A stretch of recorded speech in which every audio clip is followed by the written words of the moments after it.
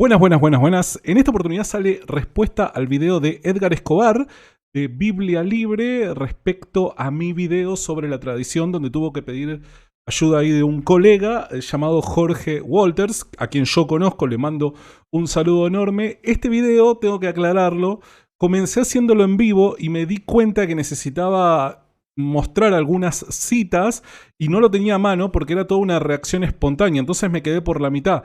Así que preparé lo que quería mostrar y en esta oportunidad lo hago grabado simplemente para que salga bien y se pueda entender qué es lo que quiero decir al decir lo que voy a decir.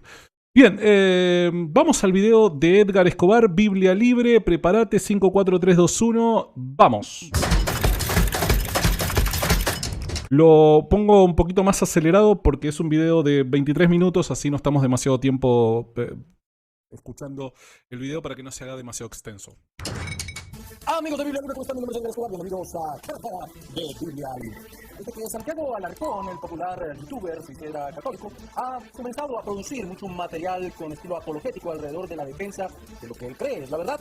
Como hacemos siempre en este canal con todos aquellos que predican un evangelio diferente a lo que la Biblia predica, pues nuestro propósito es desmentir esos argumentos que estas personas sacan. Sean católicos, sean algunos que se hacen llamar protestantes pero no lo son, o sea, cualquier otro tipo de denominación. Lo que nosotros queremos es enfocarnos en la Biblia. Por eso este canal se llama Biblia Libre, sola escritura. Sola escritura, eso es fundamental para un canal que se llama Biblia Libre. Hay gente que sale diciendo, los protestantes de cristal que se ofenden con que Santiago Alarcón se haya vuelto católico. Hombre, no me interesa si Santiago Alarcón se vuelve católico, vamos por él, lo que no se todo. Pero obviamente... Oramos por él para que el Señor tenga misericordia. Bueno, muchas gracias. Siempre es bueno que uno ore al Señor para que Dios actúe misericordiosamente con uno, ¿no? Pero ¿por qué particularmente oran por mí para que Dios tenga misericordia? ¿Acaso estoy yéndome al infierno o algo por el estilo? Bajé un poquito la velocidad porque Edgar habla muy rápido y si no, no le terminamos entendiendo bien. Es que se llama Biblia Libre, o sea, ¿qué esperan? ¿Que no defienda la sola escritura? No, hombre. Es cierto, es cierto. O sea, el canal se llama Biblia Libre, evidentemente. Que además su dueño, el dueño del canal es protestante, es evidente que va a partir de la presuposición de la sola escritura. Cosa que para mí es erróneo. Todo análisis respecto a la doctrina cristiana que parta de la sola escritura me parece que llega a conclusiones que son erróneas. Pero es entendible que esa va a ser la metodología por la cual va a investigar creencias del cristianismo primitivo, y está fantástico que así sea porque es protestante, está siendo coherente con su cosmovisión. Ahora, reitero, me parece que es inadecuado utilizar esa metodología porque los primeros protestantes no fueron sola escritura. Unos genios. Se llama Biblia Libre, por favor. Y bueno, ha estado haciendo una serie de videos apologéticos, sobre todo utilizando a los padres de la iglesia para desmentir su punto de vista alrededor de la sola escritura. Teniendo en cuenta esto, decidí pedirle el favor a un pastor amigo en Suiza que se llama Jorge Walters, y con él vamos a hacer este cara a cara desmintiendo algunos puntos fundamentales que argumenta el señor Santiago Alarcón. Va a estar buenísimo. Qué raro que pide ayuda. Yo tengo entendido, capaz que estoy equivocado, pero Edgar es profesor de historia, si yo no me equivoco, capaz que me equivoco. Si me equivoco pido disculpas. El profesor de historia que pida ayuda para hablar de los padres de la iglesia me parece raro, pero bueno, es una colaboración, me parece piola, me parece bien. Así que vamos a ver a Jorgito Walters qué es lo que tiene para decirnos. A quien le envío un saludo enorme, reitero, porque lo conozco y bueno, en alguna oportunidad él me ha invitado a hacer viajes a Jerusalén, a hacer contenido y demás, y la verdad que me parecía muy piola. Así que nos conocemos y le envío un saludo enorme. Veremos qué sucede. Estoy un poco nervioso. Muy bien, lo prometido es deuda. Estamos en el día de hoy aquí con el pastor Jorge Walters desde Suiza. Mi hermano, ¿cómo está el calor en las playas de Suiza? Hola hermano, muchas gracias por la invitación y bueno, ni tanto calor porque ya estamos llegando al invierno y como muchos de ustedes saben, en Suiza no tenemos playa y es el sueño de todos los suizos acá, pero no tenemos playa, aunque sí tenemos muchos lagos. Qué bueno, mi hermano. Hemos querido invitar a mi hermano Jorge porque él ha estado estudiando profundamente de una manera muy interesante a los padres de la iglesia. Y como ya dije en la introducción de este video, el señor Santiago Alarcón ha querido usar los textos de los padres de la iglesia para justificar el hecho de que la doctrina no debe provenir solamente de la escritura, sino además de eso debe provenir de la tradición. Escuchemos. A ver. Capaz que no entendió mi punto tanto Jorge Walters como nuestro amigo Edgar Escobar. Yo lo que sostengo, como cualquier católico, como la mayor parte de los católicos, creo, porque hay varias posturas, pero que tienen similitudes, pero que, bueno, tienen que discutirse respecto a esto que voy a mencionar, es que yo creo que toda la doctrina que sostiene el catolicismo, de alguna manera se encuentra de forma explícita o implícita en el Nuevo Testamento. Y de la misma manera que, por dar un ejemplo, el Nuevo Testamento no te dice necesariamente y de forma explícita que el Espíritu Santo debe ser adorado. Pero uno infiere, por razones lógicas, que el Espíritu Santo, al ser Dios, merece adoración. Y a partir del siglo IV, si yo no me equivoco, los cristianos comienzan a adorar al Espíritu Santo. Creo que es a partir del siglo IV que comienza la adoración al Espíritu Santo. Pero antes no. ¿Pero por qué? Porque, bueno, nada, no era algo tan claro. Ahora, más allá de que se comienza a llevar a cabo esta práctica en el siglo IV, me puedo equivocar, siglo III, siglo IV aproximadamente, más allá de que de forma tardía y no en la era apostólica se comienza a adorar al Espíritu Santo, ¿vamos a decir que es erróneo? No, no es erróneo. ¿Por qué? Porque es algo que encuentra su validación por medio de una inferencia que se hace de las Escrituras. ¿Se entiende? Lo mismo pasa en el caso de las doctrinas católicas que los protestantes no van a abrazar. Uno infiere que estas doctrinas se encuentran ahí de forma implícita y simplemente, bueno, lo tiene que pensar nada más, pero esto no quiere decir que no se hallen en la Biblia o que sean antibíblicas, en absoluto para nada. Por ende, el católico, como no va a abrazar la sola escritura, el católico lo que va a afirmar es hay dos vías que comunican la misma revelación, que es el Evangelio de Jesucristo. Es la vía oral recibida por la iglesia primitiva y es la vía documentada por escrito. Bien, el cristianismo primitivo jamás abrazó la sola escritura y hay un montón de evidencia que podríamos presentar de manera histórica que sostiene esto y que nos permita llegar a esa conclusión. Ahora, ¿por qué vale la pena aclarar esto? Porque el católico lo que va a hacer es va a reconocer que van a haber ciertas doctrinas que no van a encontrar la gran cantidad de textos bíblicos del Nuevo Testamento que las respalden de forma explícita. Pero lo que va a asumir el católico es que, además del texto bíblico, la otra vía que comunica la revelación, que es la tradición, se suma para poder, sí, junto con la escritura, hacer un bloque sólido que permita al católico afirmar determinadas doctrinas, ¿se entiende? Entonces acá pasa el principal problema, las discusiones doctrinales desde mi humilde punto de vista entre protestantes y católicos va a ser la sola escritura. ¿Por qué? Porque la sola escritura pretende ser la metodología que van a utilizar los protestantes para poder debe ser doctrina y qué no, ¿está bien? Pero los cristianos antiguos nunca utilizaron la sola escritura como metodología, sino que también entendían que había una vía oral que transmitía información respecto a las enseñanzas de Jesús transmitida a los apóstoles.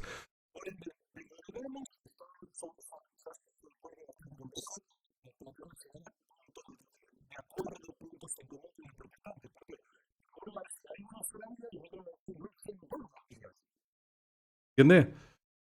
Entonces, vale la pena aclarar esto. ¿Por qué lo digo? Porque yo no es que estoy afirmando que la tradición de forma paralela comunica algo nuevo que no se encuentra en la escritura. Yo no afirmo eso. Yo afirmo sí que la tradición, correspondiendo con el mensaje bíblico, porque en definitiva son dos vías que pretenden transmitir las mismas verdades que provienen de una misma fuente, son aquellas que se unen para formar ese bloque doctrinal lo suficientemente fuerte como para poder sostener ciertas creencias. Eso es lo que yo voy a sostener y eso es lo que yo voy a afirmar respecto a la vía de la tradición. ¿Está bien?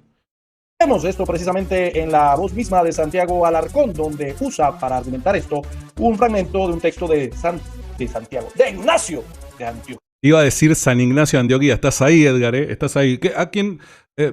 Yo invito, si quiere tener una conversación en vivo conmigo respecto a este tema, está más que invitado, Edgar. Edgar, te extiendo la invitación a conversar conmigo todo lo referente a este tema que me dedicaste en tu video.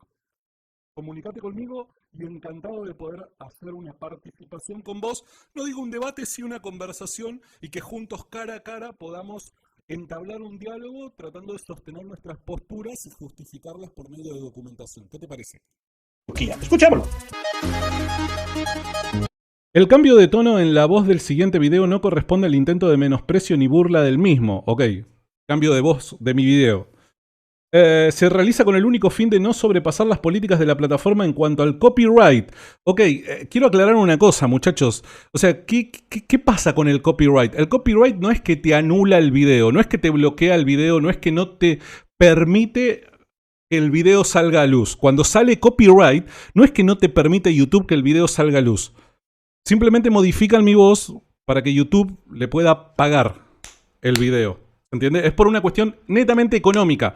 Para que se pueda monetizar el video, es que modifican mi voz. ¿Por qué esto lo aclaro? Porque hay un montón de gente que sale diciendo, pero ¿cómo?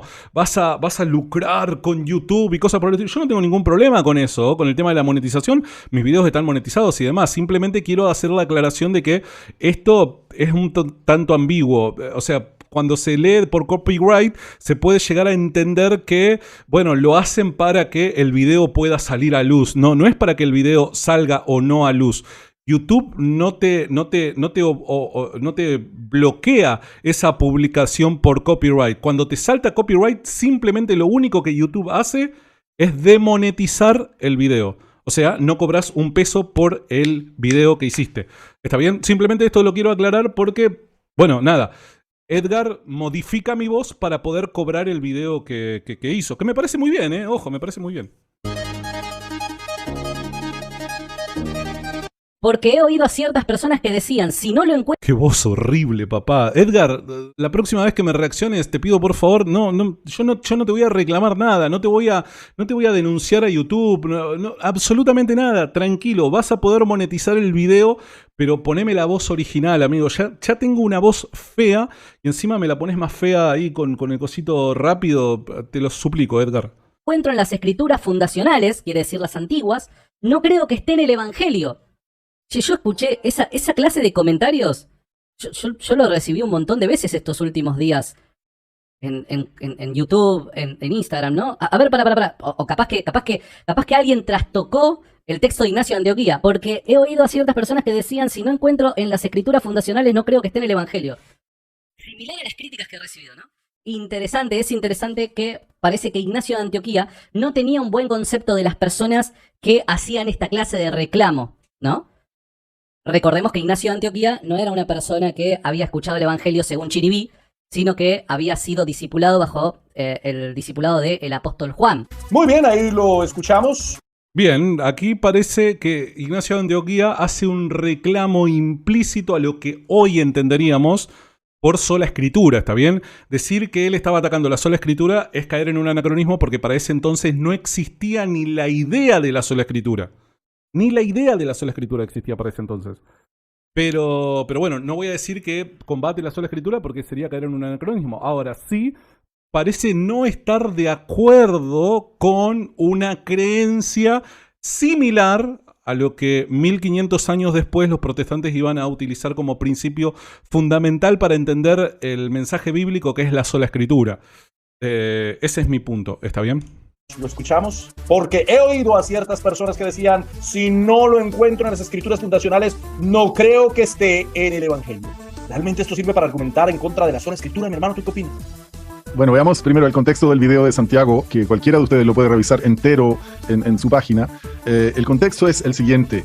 Él está defendiendo la idea, como tú muy bien dijiste, hermano, que la tradición que es posterior al Nuevo Testamento, todo lo que...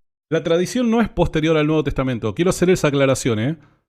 La tradición no es posterior al Nuevo Testamento. Y me llama poderosamente la atención que Jorge Walters, capaz que se equivocó, pudo haber cometido un acto fallido, lo aclaro, puede ser que sin querer se le haya escapado esta afirmación, pero nadie, ni siquiera los protestantes se atreverían a decir, los protestantes formados, ¿no? Se atreverían a decir que la tradición es posterior al Nuevo Testamento. Nadie, absolutamente nadie bien formado diría eso. De hecho, yo tengo en mi canal de YouTube una conversación, casi debate, interacción, no sé cómo llamarlo, con Enuel Hernández, quien él afirma que eso es cierto, o sea, que la tradición oral y la escritura son dos vías paralelas y simultáneas en el tiempo de la iglesia primitiva. O sea, la tradición no viene después del Nuevo Testamento temporalmente. No viene primero el Nuevo Testamento y luego la tradición. ¿Por qué vale la pena aclarar esto? Reitero, probablemente fue un acto fallido de Jorge Walters, ¿está bien? Probablemente fue un acto fallido. Vamos a pensarlo de esta manera. Pero ¿por qué hago esta aclaración? Porque si no, muchos van a empezar a decir que, como he escuchado ya en varios videos, que la tradición depende del Nuevo Testamento. Y esto no es así. No es así, eso no es así. La tradición no depende del Nuevo Testamento. La tradición, al igual que el Nuevo Testamento, depende del testimonio de testigos presenciales. Depende del testimonio apostólico. El testimonio apostólico ha sido transmitido mediante dos vías paralelas. Y paralelas podríamos decir en el tiempo apostólico, pero en términos temporales, evidentemente el querigma primitivo que se convierte en credo, en tradición oral, es primero. Y luego viene la escritura. Por dar un ejemplo, las órdenes que reciben los obispos, los ancianos, que son levantados, levantados, ungidos como ancianos de determinadas regiones por el apóstol Pablo en el libro de los Hechos. Estas órdenes, ¿cómo las reciben? ¿Por medio de la Escritura? Y para ese entonces todavía no había Nuevo Testamento. Probablemente un puñado de libros del Nuevo Testamento solamente existían. Un puñado, nada más que eso. Estas órdenes. Las órdenes que reciben los ancianos, si yo no me equivoco, de la región de Éfeso, al final del segundo viaje misionero de Pablo. Si yo no me equivoco, me puedo estar equivocando esto porque lo estoy citando de memoria. Cuando Pablo dice de que les da muchas órdenes y todos lo abrazan, ¿no? Y Pablo creo que se dirige a Jerusalén. Estas órdenes, ¿cómo las reciben? ¿Por medio de la escritura, Nuevo Testamento, o por medio de la tradición oral? Obviamente de forma verbal, a viva voz reciben estas ordenanzas. ¿De qué clase de ordenanzas estamos hablando? De cómo conducirse en la casa del Señor. Cómo actuar siendo obispos, siendo sacerdotes, cómo deben actuar, cómo deben proceder, cómo deben formar, la instrucción que reciben, la catequesis, cómo poder relacionarse con otras iglesias, etcétera, etcétera, etcétera. Principios fundamentales para el cristianismo primitivo, para liderar las primitivas iglesias. ¿Cómo reciben estas ordenanzas? ¿Lo hacen por medio de la Escritura? ¿Hay textos escritos? Les deja y que dichos textos son inspirados por Dios de tal forma que estos también reciben estas ordenanzas y aplican el principio de sola escritura? No, en absoluto. Entonces, ¿ven cómo es imposible aplicar en la iglesia primitiva el principio de sola escritura? Porque había una tradición oral que asumía un lugar de autoridad. La tradición oral asumía un lugar de autoridad. Eran las ordenanzas apostólicas que recibían los maestros, los obispos, los sacerdotes, los líderes de las iglesias primitivas, y que por medio de dichas ordenanzas ellos debían conducirse.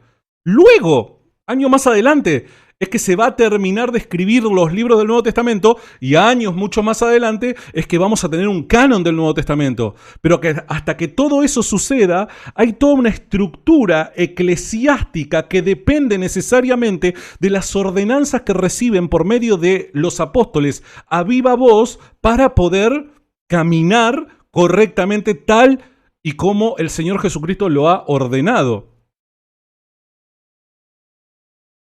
Entonces no me pueden decir, o sea, esto es de kindergarten, con todo respeto lo digo, no quiero ofender a nadie, esto es de kindergarten. La tradición no viene después de la Escritura. La tradición no viene después de los documentos del Nuevo Testamento. La tradición no viene después del Nuevo Testamento, en absoluto, para nada.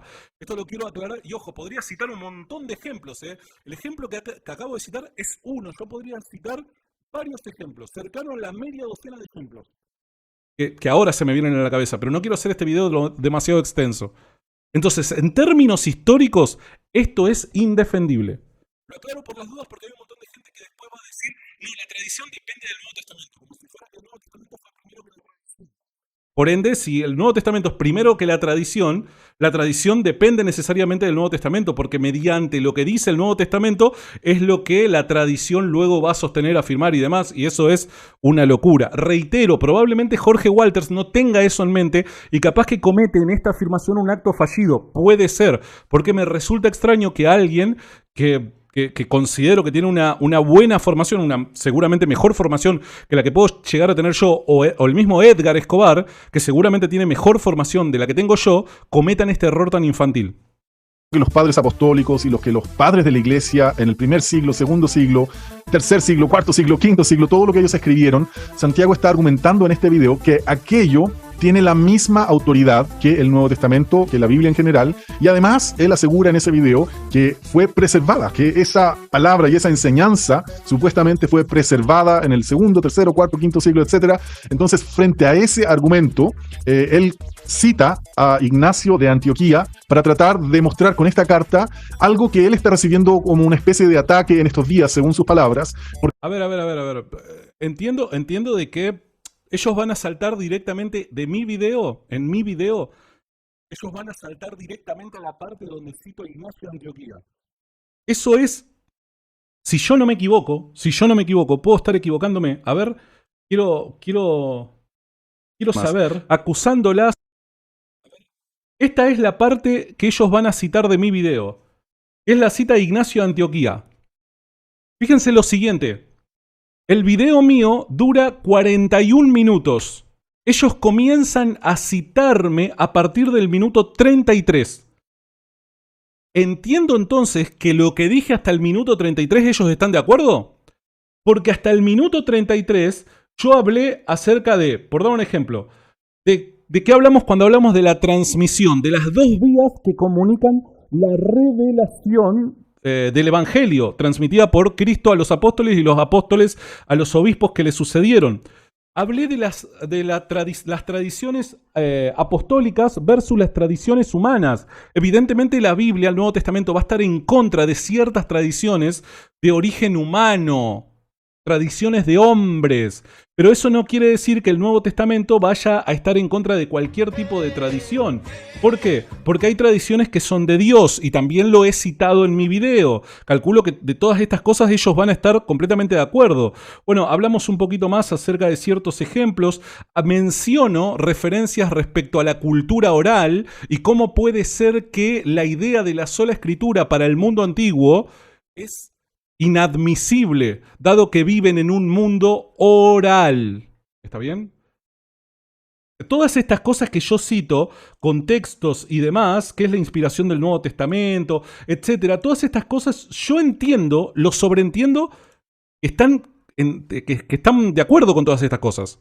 Todo lo que yo dije hasta el minuto 33, entonces supongo que deben estar de acuerdo. ¿Por qué lo supongo? Porque me empiezan recién a criticar, y criticar en el buen sentido, a responder, a corregir, a partir de mi video en el minuto 33. Un video de 41 minutos, y no dicen absolutamente nada de los primeros 33 minutos. Por ende, yo entiendo que todo lo que dije hasta el minuto 33, ellos están completamente de acuerdo. Seguimos. Guarda que antes yo hablé de la tradición oral y las dos vías de revelación y demás. Es raro que no hayan dicho nada acerca de eso, ¿no? Porque claro, como él ahora cree que aparte de la Biblia hay una tradición que es necesario creer, él siente que lo están atacando de la misma manera como atacaron a Ignacio de Antioquía en este texto que acabamos de ver. Él de hecho lo dice de esa manera, que las frases que le dicen a Ignacio en el segundo siglo son parecidas a las que ahora nosotros le estamos diciendo a él en este tiempo. Pero al parecer, por no decir seguro, Santiago no entendió el contexto de esta carta, porque el ejemplo que él utiliza es un mal ejemplo, no es algo que coincide con esta analogía que él está haciendo, y eso es lo que yo quisiera brevemente resaltar y mostrarles entonces en este texto. Lo primero es que esta carta a la iglesia en Filadelfia, escrita por Ignacio, está escrita en defensa de la fe, porque habían judaizantes, como lo vemos en el libro de los Hechos, y como hoy día estamos viendo un brote o un rebrote de judaizantes. En ese momento habían judaizantes que querían que la iglesia viviera conforme al Antiguo Testamento, conforme a la ley de Moisés, etc. Entonces, estas personas, cuando escuchaban la predicación, a ellos no les gustaba porque eran judaizantes, ellos quieren vivir atados a la ley. Entonces ellos decían, a ver, si estas cosas que están enseñando no las encuentro en las escrituras fundacionales, es decir, el Antiguo Testamento, el Tanaj, ¿cierto? La Biblia del Antiguo Testamento, la Biblia judía, si no las encontramos allí, entonces no creo que esté en el Evangelio. Y es interesante, Pero pará. ¿Quién está sacando de contexto a quién? Es evidente, yo no voy a decir de que Ignacio de Antioquía estaba combatiendo el protestantismo que nace 1500 años después. Bueno, 1400, perdón por la exageración. Obviamente Ignacio de Antioquía no está atacando a los protestantes, que van a nacer 1500 años o 1400 años después. Ignacio de Antioquía está en otro contexto histórico. Yo lo que estoy señalando es que la misma declaración que hace Ignacio de Antioquía en ese contexto cabe para los protestantes que hacen el mismo reclamo en otro contexto distinto. Pero es el mismo reclamo, independientemente de quién viene, independientemente del contexto, es el mismo reclamo. Es exactamente el mismo reclamo. Entonces yo no estoy sacando el texto de contexto. Evidentemente no lo estoy sacando. Ahora, sí lo que estoy encontrando es un tipo de paralelismo donde encuentro en Ignacio de Antioquía una afirmación que viene en caja con los reclamos de los protestantes a partir del siglo XVI en adelante. ¿Es tan difícil de entender?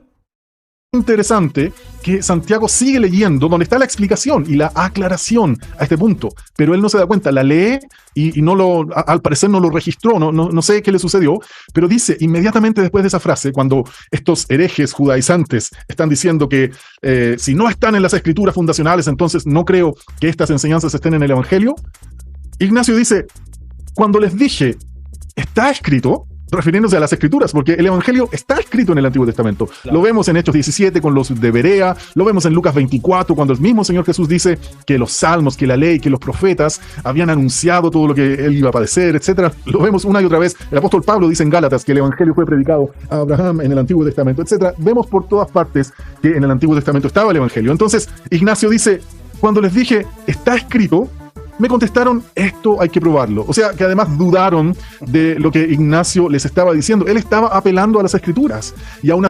Pero Jorge y Edgar, muchachos, a mí me parece que muchas veces el sesgo no permite ver lo que es evidente.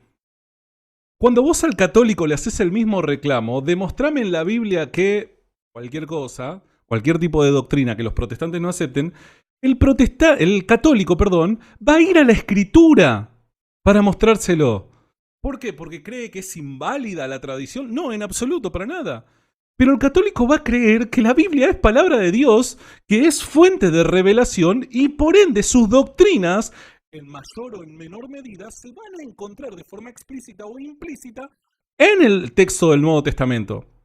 Entonces, ¿qué es lo que estoy señalando acá? Yo no sé con qué clase de católicos han hablado ellos, pero lo que estoy señalando es que, a ver, primero, el católico lo que va a sostener es que hay dos vías, dos caminos que comunican una misma revelación transmitida de Jesús a los apóstoles. Esto es evidente tanto en el Nuevo Testamento como en la historia de la iglesia primitiva. No me quiero meter en textos específicos, pero esto lo podemos sostener tanto utilizando el Nuevo Testamento como así también la historia de la iglesia primitiva, los primeros padres apostólicos y los padres de la iglesia a partir del siglo II y III. Únicamente con eso, antes de la ciudad de Constantino y todas esas cosas para que nadie fantasee. Lo podemos sostener tranquilamente, se puede elaborar un caso histórico tranquilamente. Por medio de acumulación de evidencias mediante el análisis dentro de un contexto, ¿se entiende? Como cualquier análisis histórico que se hace en la actualidad. Entonces, ningún católico diría, no, acá hay tradición y esta tradición no aparece en el texto bíblico. Es revelación nueva, no, en absoluto, para nada. Lo que van a decir es, la tradición coincide con el Nuevo Testamento, coinciden, son acumulativas. Entonces, evidentemente, y esto vale la pena señalarlo, van a haber doctrinas que van a tener mayor respaldo bíblico que otras. Sí, claro que hay que reconocerlo. No hay, quizás en ciertas doctrinas católicas, la gran cantidad de textos novotestamentarios explícitos que la sostengan. No, claro que no. Pero punto número uno, La pregunta es, ¿dicha doctrina es antibíblica? ¿Va en contra de lo que la Biblia enseña, del Nuevo Testamento, lo que el Nuevo Testamento enseña? No. 2. El católico lo que va a decir es, esperen, pese a que quizás no tenemos la gran cantidad de textos bíblicos que quisiéramos en el Nuevo Testamento, esto que viene a corroborar esto. ¿Por qué? Porque trabajan en conjunto. ¿Se entiende? Pero el católico no te va a decir, mirá que la tradición comunica algo nuevo que la escritura no lo comunica. En absoluto, para nada. En temas doctrinales, para nada. Me está agarrando un calor, muchachos. Tenía que haber traído el ventilador. No saben el calor que hace acá adentro. Entonces esto es malinterpretar el catolicismo. Por ende, lo que está haciendo Ignacio de Antioquía es lo mismo que haría cualquier católico, porque Ignacio de Antioquía era católico. ¿Qué es? Reclamar la actitud de estas personas que solamente quieren encontrar ciertas ideas justificadas en la escritura, pero dice Ignacio de Antioquía, aún reclamando esa motivación, esa metodología, aún reclamándola, aún criticándola, dice, bueno, pero si vamos a la escritura, nos vamos a encontrar con que lo que yo estoy diciendo está también ahí. Lo mismo que diría un católico hoy en día, chicos. O sea, capaz que no sé si Jorge y Edgar hablaron con muchos católicos, pero bueno, capaz que necesitarían hablar un poquito más con católicos. Y reitero, Edgar, estás más que invitado a mi espacio, o hacemos como vos quieras, para tener una linda conversación vos y yo sobre este tema, si te parece. Así no le creyeron, aún así lo quisieron cuestionar. Entonces, el ejemplo no aplica para lo que Santiago está diciendo, lamentablemente. No está en la posición, Santiago Alarcón no está en los mismos zapatos de Ignacio de Antioquía. Lamentablemente para él es un error, hay un problema de... Claro, no estoy en los mismos zapatos de Ignacio de Antioquía porque la reforma protestante y la idea de la sola escritura nace 1400 años después de Ignacio de Antioquía. Por eso no estoy en los zapatos de Ignacio de Antioquía.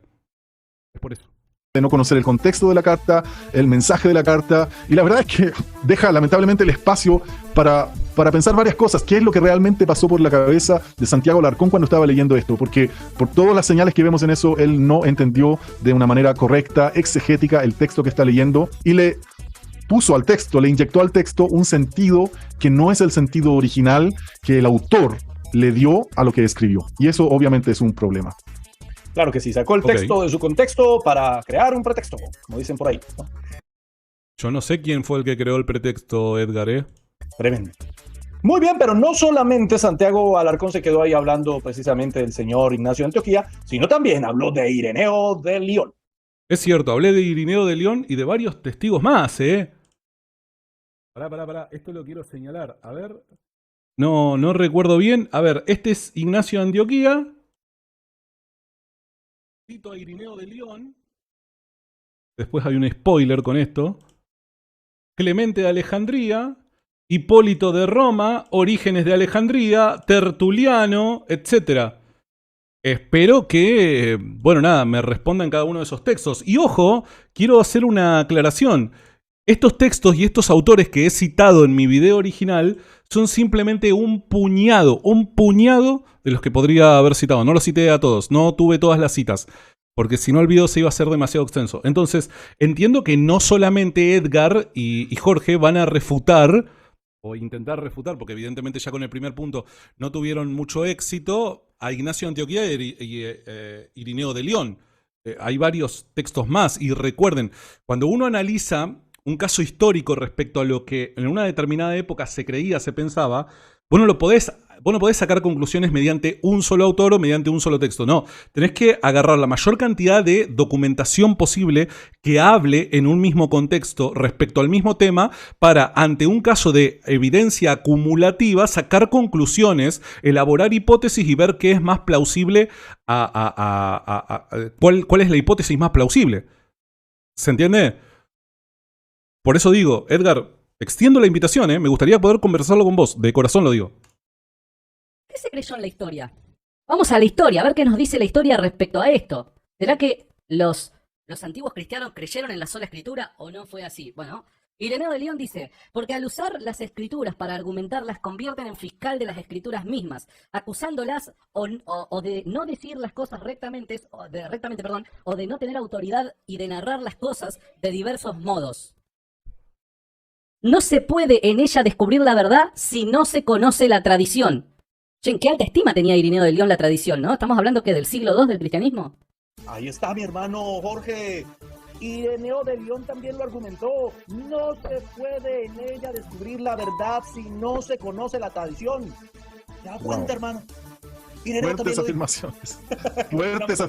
Fuertes afirmaciones de Ireneo de León, si es que Ireneo de León las hubiera realmente dicho. ¿Ah, no? Este punto es probablemente el más vergonzoso y no tengo otra palabra para describirlo, de verdad. Yo me sentí Es vergonzoso. Este punto por parte mía, esta declaración es vergonzosa. Ok, quiero ver a ver qué es lo que es vergonzoso según nuestro amigo Jorge. A ver. muy incómodo al tener que hacer estos videos y estos análisis porque no quiero hacer un ataque personal en contra de Santiago, pero ya que está involucrada la palabra del Señor, la doctrina, la sana doctrina de las Escrituras, tengo que hacerlo, La sana doctrina menciona la sola escritura que, reitero, van a ser la sola escritura como doctrina van a ser 1300 años después de Ireneo de León, Quiero hacer esa aclaración. denunciarlo, abrirlo, sacarlo a la luz, porque es de verdad vergonzoso darnos cuenta que Santiago lamentablemente tuvo problemas de comprensión de lectura en este texto, porque esa frase que él le atribuye a Ireneo efectivamente la escribe, pero cuando vemos el contexto de esa frase, no es una frase que venga de Ireneo. Ireneo está citando a los herejes. En otras palabras, esa frase que tú acabas de repetir es una frase que dijeron los herejes, porque los herejes de ese momento, ¿quiénes eran? Los gnósticos, y estas personas creían que los apóstoles no habían escrito todas las cosas, sino que se habían reservado algunos secretos para compartirlos con ciertas personas, solo con algunos de una élite, para poder con ellos ir guardando este secreto de generación en generación. Eso era lo que creían y enseñaban los gnósticos. Entonces, por eso ellos tenían esta expresión, ¿cierto?, de que no se puede encontrar en la Biblia, en las Escrituras, la verdad, o no se puede entender las Escrituras sin conocer la tradición. Ese era el argumento de los gnósticos, de los herejes. Y entonces está... El argumento de los herejes, presten atención a lo que está diciendo Jorge Walters. El argumento de los herejes es que no se puede conocer qué es lo que la escritura pretende decir, pretende transmitir, si no es por medio de la tradición.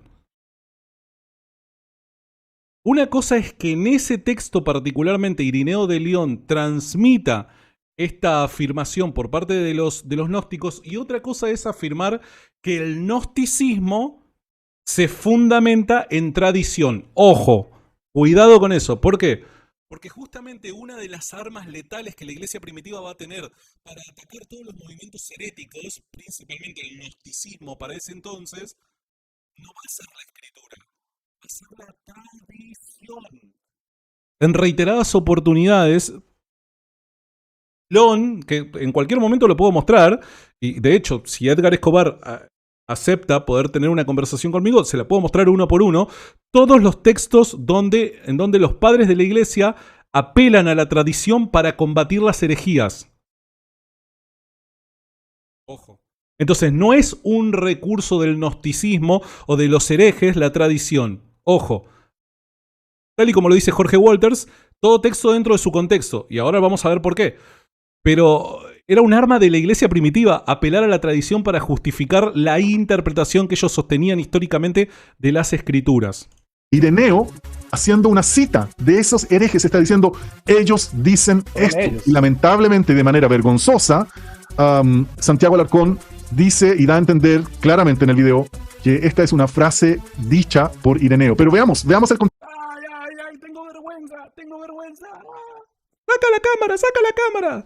Tómatela, salí de este canal, por favor no me vuelvas a ver, tengo vergüenza. El próximo video aparezco con una bolsita de papel, ¿viste esa bolsita de papel? Con los ojitos así marcados y la boquita marcada para que no me vean el rostro, porque tengo vergüenza. Contexto rápidamente. Yo quiero mostrarles el contexto para que lo veamos y en una traducción el contexto. Cuya sintaxis, cuya traducción está mucho mejor hecha, es más fácil de entender y creo que esto nos va a ayudar mucho, va a facilitar la comprensión de todos los... Me gusta esto. Presentemos contexto, muchachos, porque un texto sin contexto, como dijo Edgar Escobar, es un pretexto. Bien, nos va a traer contexto, Jorge. Dale. Que están viendo este video. Esta es una versión oficial, también está en Logos y dice lo siguiente. Comenzamos por el título. El título que vemos ahí escrito dice: rechazo herético de las escrituras. Eso ya nos muestra de qué va a hablar el texto. Es decir, los herejes rechazaban las escrituras. Y leamos entonces. Voy a leer el mismo texto que leyó Santiago en esta traducción que está mucho mejor redactada.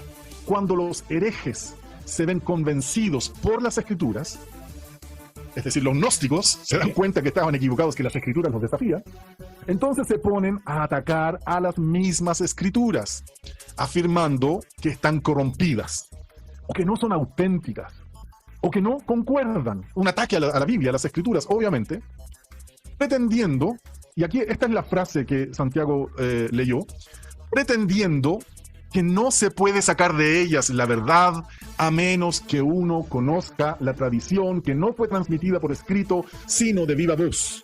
Entonces, como podemos ver en este texto, claramente en el contexto esto es un absoluto, esto no es una especulación, no, esto es un absoluto. Ireneo está diciendo que los herejes son los que dicen esta frase, y lo vergonzoso, lamentablemente... Los herejes, presta atención, Ireneo supuestamente lo que dice es que los herejes son los que sostienen que no se puede entender o no se puede interpretar correctamente las escrituras si no es por medio de la tradición. ¿Estás seguro, Jorge, que Ireneo sostiene en sus obras esa idea? ¿Estás seguro, Jorge, que al menos en este texto, dentro de su contexto, Ireneo sostiene esa idea? ¿De verdad? Guarda con eso. Porque evidentemente lo que le está adjudicando a Ireneo acá de forma implícita es que Ireneo creía en la sola escritura. Y si agarramos la obra de Ireneo, papi, Ireneo es el primero que vamos a tener de los padres de la iglesia, que vamos a encontrar un pilón, una montaña de referencias a la importancia de la tradición, de tal forma que aún la confección del canon del Nuevo Testamento depende necesariamente de la tradición. Aún depende de ello. ¿Cómo sabían los cristianos primitivos cuáles eran los libros que habían sido inspirados y que debían ser incluidos en el canon bíblico, sino por medio de la tradición? Fíjate el poder que tenía la tradición, que de alguna manera...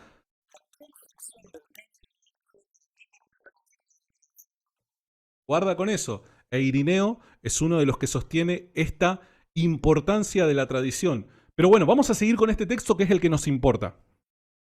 Es que aquí Santiago hace una exégesis escandalosa, de verdad, inescrupulosa a mi juicio, aparentemente inconsciente, de manera inconsciente. Y yo le doy el beneficio de la duda en eso y es probable que sea inconsciente porque el texto que él utilizó es un poco tosco en su redacción y es probable que eso haya dificultado la comprensión lectora, ¿cierto?, al momento de ver ese texto.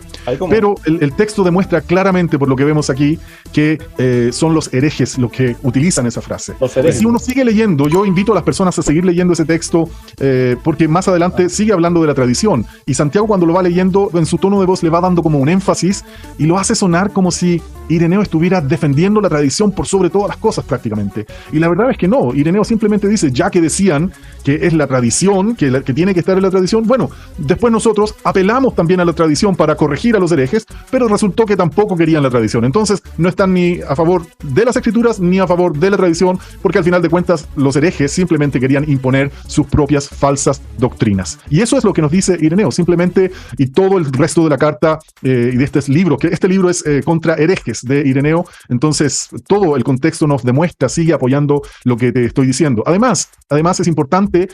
Para, quiero frenar un cachito ahí. Yo te hago una pregunta. ¿No les parece raro? ¿No les parece raro que hayan solamente mostrado esta parte del video y no el texto que sigue? Esta es la única parte del texto que muestran. Pero inmediatamente sigue esta, que es la que acaba de describir parafraseándome. ¿Qué es lo que dice acá a continuación? Porque fíjense, esto que acaban de leer es la primera parte de un texto que lleva también a abarcar esta otra parte. ¿Qué es lo que dice acá Ireneo? Cuando nosotros los atacamos con la tradición que la iglesia custodia a partir de los apóstoles por la sucesión de los presbíteros, se ponen contra la tradición. Fíjate qué interesante acá Ireneo está no solamente defendiendo la tradición, sino que nos está enseñando de qué forma es que... ¿Cuál es la razón por la que la tradición es confiable? Porque el mecanismo que utilizaron para transmitir la tradición es confiable. La sucesión de obispos, arrancando desde los apóstoles. Este texto es la primera parte de este otro. Me pregunto por qué Edgar de Biblia Libre también no mostró en pantalla este otro, donde Irineo sigue hablando de la tradición. Seguimos. Diciendo que tienen no solo presbíteros, sino también apóstoles más sabios que han encontrado la verdad sincera, porque los apóstoles habrían mezclado lo que pertenece a la ley con las palabras del Salvador, y no solamente los apóstoles, sino el mismo Señor habría predicado cosas que provenían a veces del demiurgo, a veces del intermediario, a veces de la suma potencia, etc. Para entender a qué se está refiriendo Irineo, hay que entender las creencias de los gnósticos de aquel entonces. En cambio, ellos conocerían el misterio escondido, indubitable, incontaminado y sincero. Esto no es sino blasfemar contra su creador. Y terminan por no estar de acuerdo ni con la tradición ni con la escritura. A ver si es más claro esto. Ni con la tradición ni con la escritura. ¿Cuáles son aquellas dos vías que comunican la revelación? El Evangelio de Jesucristo transmitido a los apóstoles que luego los apóstoles transmitieron a su iglesia. ¿No es la tradición y la escritura? Llamativo que aquí Irineo los pone al mismo nivel. Ni la tradición, ni las escrituras. Qué loco, ¿no? Llamativo que justamente esta segunda parte, que es donde yo hago énfasis, porque este texto no debe leerse en solitario. Tal y como lo dijo Edgar Escobar, todo texto dentro de su contexto para no crear un pretexto.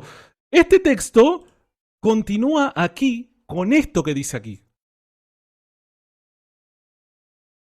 Qué raro que no hayan leído esa parte, ¿no? ¿Qué habrá pasado? Capaz que se les cortó el internet en ese momento. ¿Qué habrá pasado?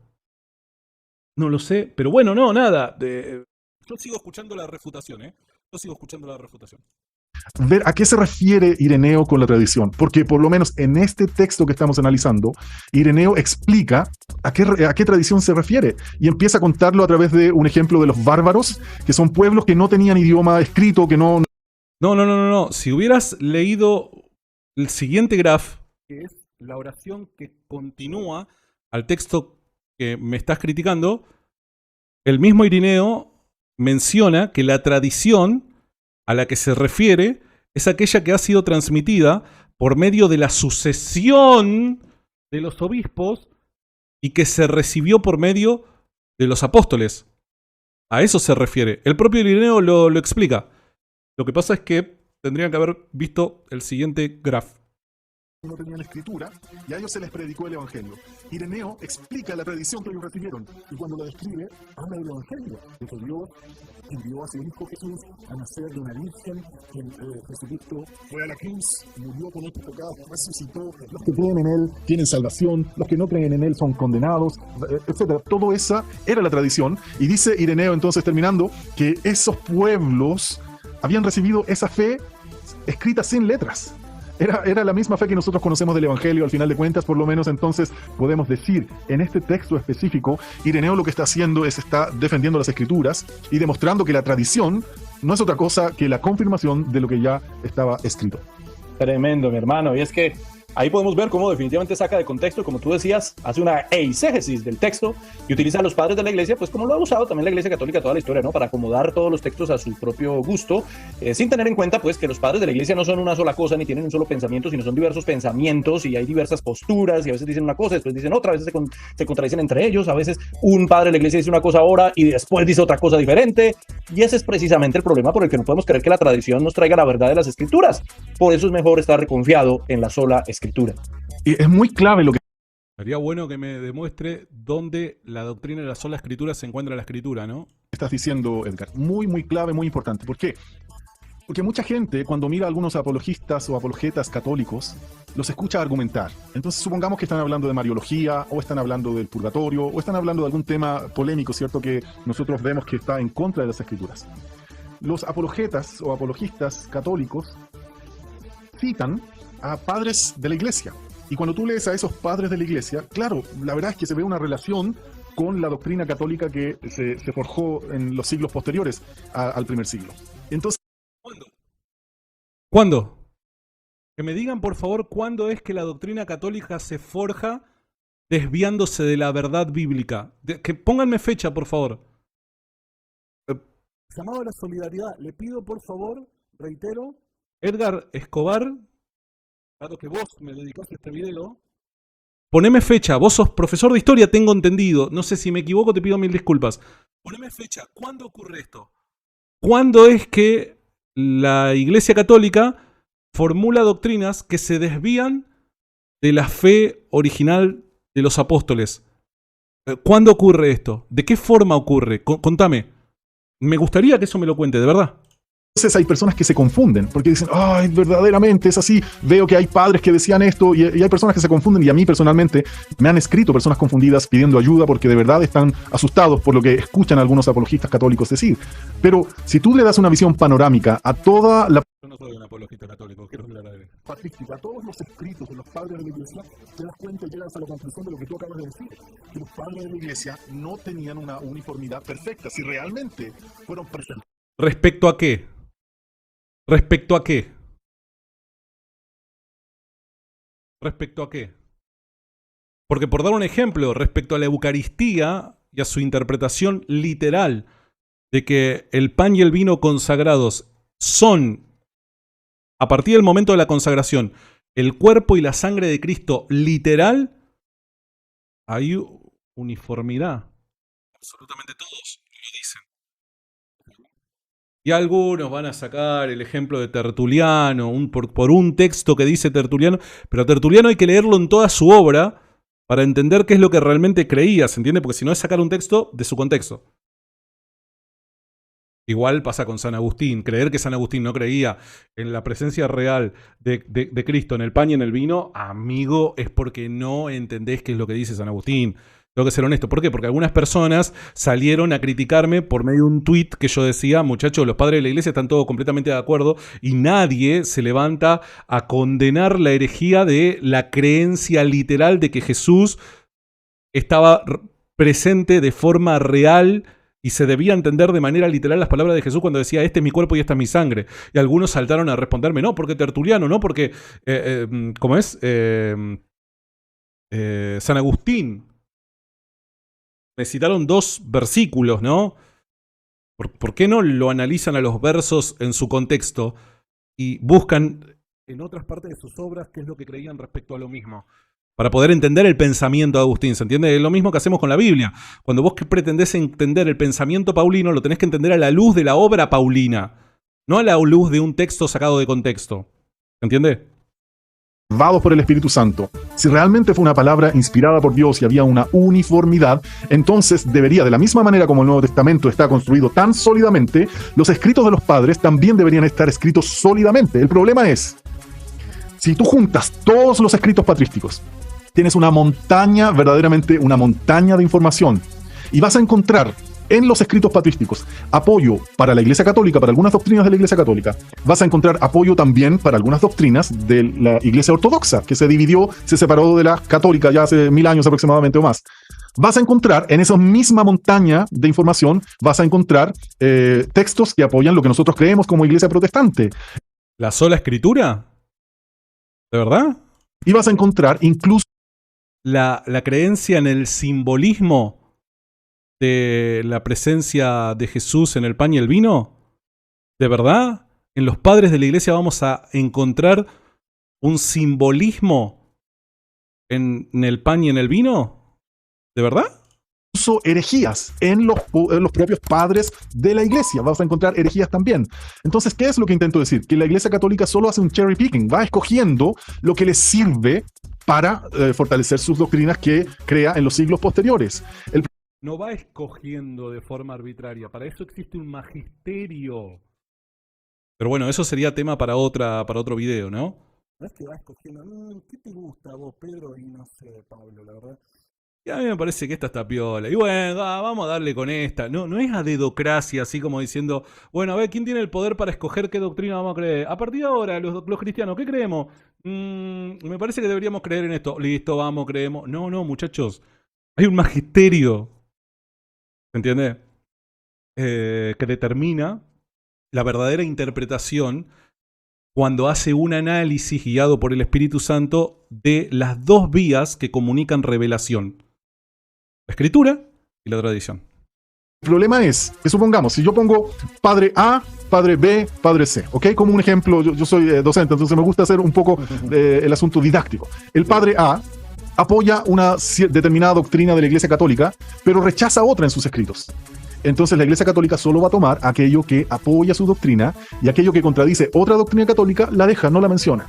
El padre B hace lo mismo, entonces la Iglesia Católica toma lo que le sirve y lo que no lo deja y así lo hace con todo. ¿Bajo qué criterio? El problema es bajo qué criterio lo hace eso, porque si no parece de que el Papa se sienta ahí en el trono de San Pedro, ¿no? Y dice, a ver, preséntenme, tráiganme sus doctrinas.